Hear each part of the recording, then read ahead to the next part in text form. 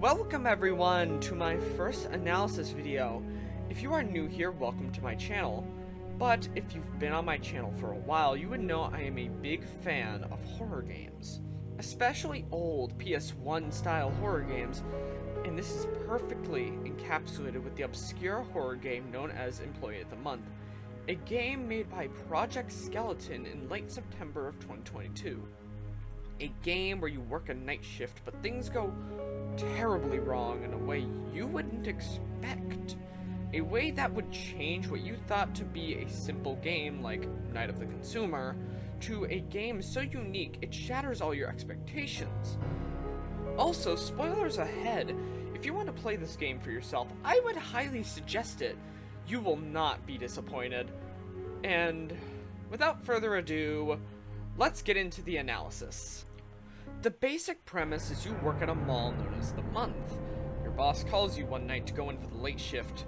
Sadly, your coworkers can't cover the late shift, mostly due to them either quitting unexpectedly or slipping on an ice cube and dying. Are the janitors that underpaid? Besides that, your boss gives you some advice for your shift, and you get a sheet with a bunch of tasks. These tasks are extremely simple: refilling the toilet paper, taking the trash out, cleaning up a spill on aisle 2, restocking the milk through the interdimensional milk fridge. However, whenever you look at the cameras, there's a chance you will see this hard-to-make-out silhouette walking around the store. Yet, when you walk over to where you saw this silhouette, you only get some freaky ambience and a glitching effect. You'd probably ignore it on your first playthrough, as it's unlikely you will check the cameras that much during the first part of the game. However, it will become an important part of the gameplay. After one more round of tasks, your boss will ask you to work on an assignment you forgot to do. The lights will go out, and after you reactivate the power, you'll see that a bloody and rusty door that was huddled away in the corner of the warehouse is ajar. As you enter the room, you see a room filled with bodies and the monster responsible for the silhouette on the camera huddled in the corner. However, as you approach the creature, you will be pursued and attacked by the monster. And after your untimely demise, you awaken in a dark room with shelves blocking your way, creating a makeshift hallway. As you get to the end of the hallway, you will see a monitor, a ringing phone, and on the monitor, it will reveal the same creature responsible for your death. Yet, when you investigate the area, the creature doesn't seem to be able to be viewed with the naked eye, making the game all the more challenging. When you pick up the phone, you'll wake up outside the rusted door, and you'll see a trail of blood. As the shed door is now fried, the only way forward is through the back shed. Once you exit, you will see your boss. When you approach him, he will repeat the same line from the beginning, as you're forced to redo all that progress again. But the change is almost immediately apparent. While walking through the month, you will hear the music change in a blood-curdling scream as the creature pursues and kills you. This establishes the creature as the main stalker enemy of this game, as you are forced to do tasks while it pursues you, as you watch it on the cameras to prevent yourself from running into it and dying. However, over a period of time, you once again succeed in your first and second group of tasks. As you get another phone call, the boss asks you to do the same task again. As you run to the door, these odd humanoid spider-like figures crawl out of these vent spaces. You run into the next room, and you are in an office room, and a new task that says, install malware on the computer.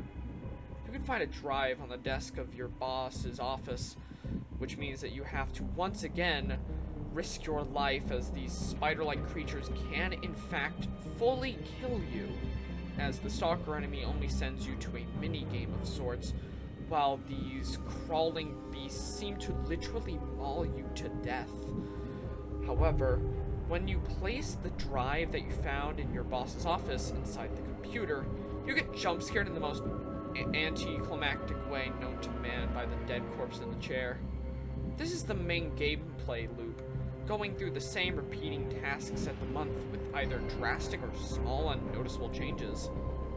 However, if you go out to the dumpster, you see a cloaked man. This cloaked figure seems to notice your infinite loop of torment and offers help in these trying times, as he calls them, for a price. You see, whenever the main stalker enemy kills you, you are sent to a random death minigame as mentioned before, and there's a chance, with enough puzzle-solving skills, or blind luck, you can find a bone with an odd red flickering texture. If you bring this bone with you when you use the phone, you can bring it to the month with you, and give it to the cloaked man, who seems pleased with your progress. Yet if you die in the death minigames for any reason, you're just dead. You now have a main objective for this game: find all the bones and bring them all to the cloaked man. However, despite the bones being your main goal, you are inadvertently destroying your own reality by collecting them, creating new variants of the month. For example, one that has this rust that will kill you if you stay too long inside the month. However, due to how long this game takes, you would think this is an infinite loop. But no, this game has an ending. Several, in fact, and all are unique and interesting. So how about we take a look at those next? We'll start with the endings that you can get at the beginning of the game. While walking down an aisleway, you slip on an ice cube, then proceed to fall and die. I am not kidding. It's even foreshadowed when the boss mentioned that an employee was supposed to take over your shift, yet he slipped on an ice cube. Yet this led to me making a very stupid assumption that we were that employee, yet that assumption was wrong, as we will see later. The second ending is getting into your car to escape, then crashing it and dying. Also, with each ending, you get this neat newspaper clipping of the aftermath of your deaths. For example, the third ending is grabbing a pack of cigarettes, smoking them, and once again proceeding to die. There's a lot of death in this game. Yet the fourth and fifth ending are the most interesting. The fourth ending is going through the game without collecting the bones, causing you to go through the most odd sequences, such as the month, but larger, and the longer you stay in the main area, the more rust will grow on the walls and eventually kill you. The month, but an odd liminal area in the void where you have to lure the stalker out of a room with the toilet paper basket. To finish that task, using a button that causes the walls to shift, and you have to do it in the correct way and timing. After doing the toilet paper task, you must lure the stalker enemy into another trap, shift the walls perfectly so that the stalker enemy gets trapped behind it, however, not near the exit, so that you can make a break for it, and for the phone so that you can escape it. Your next environment that you will have to deal with is the month, however it's larger, more liminal, and has an elevator and a second floor. This new area, due to being larger, gives you more area to run around in. However, that also means there are more tasks to do and more variation on the tasks. And that means that it's way more difficult, especially due to the stalker enemy still roaming around. However, you still succeed. And also you get to see the cloaked man on a floaty in a pool. I personally find it very funny, so I just felt like I would include that here. Now, we move on to the climax of the game. On your loop after this, you now enter a more disturbing version of the same variant of the month, and it's far more liminal and twisted and distorted, with all the enemies you encountered throughout the game now roaming the dreary halls of this new environment. For example, the small crawling enemies from earlier in the game, a shadow man in the parking lot I have yet to mention, you encounter on your second run-through. And, of course, after restarting the generator, the stalker breaks through some barricades to join the fray. The tasks are even more messed up as well, such as feeding a large tumor with a mouth in the stairwell using human corpses. And after finally escaping this variation of the month, you arrive at the original variant of the month, yet it looks destroyed and decrepit. A massive sinkhole now lies in the center of the month, where you can see that same fleshy tumor from before lying there in wait for its next meal. When you enter the storage room as well, there's a mound of flesh and human corpses. Yet when you begin your tasks, it demands you feed the tumor and set up a ritual. After finishing the ritual, you hear the phone.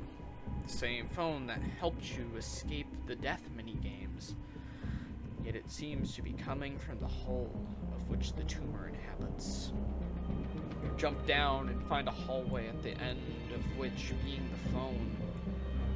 As you answer the phone, it drops to the floor as the lights turn off one by one. Then you see a newspaper clipping of a curse spreading throughout the countryside. And this would be the definitive ending. However, we have 2 more endings, and the next one reveals everything. Now, in order to see this informative ending, you must bring all the bones to the cultist. He brings you with him into a ceremonial hallway where he reveals the corpse of a fellow cult member, and he reveals that he is a part of the organization that is committing tax fraud and attempting to hide from the space IRS. This is not a joke. It's a cult that focuses on tax fraud. The main cultist reveals he used his friend's corpse to create a curse to shroud himself and his colleague, whom you meet as a client at the month, and he uses the bones once more to remove the curse and offers you a chance to commit tax fraud and join the cult. Once you go up to the surface to think on their offer, you find your boss who gives you your paycheck. And if you go inside the month once more, you can find a button in the boss's office, yet we are going to ignore that for now.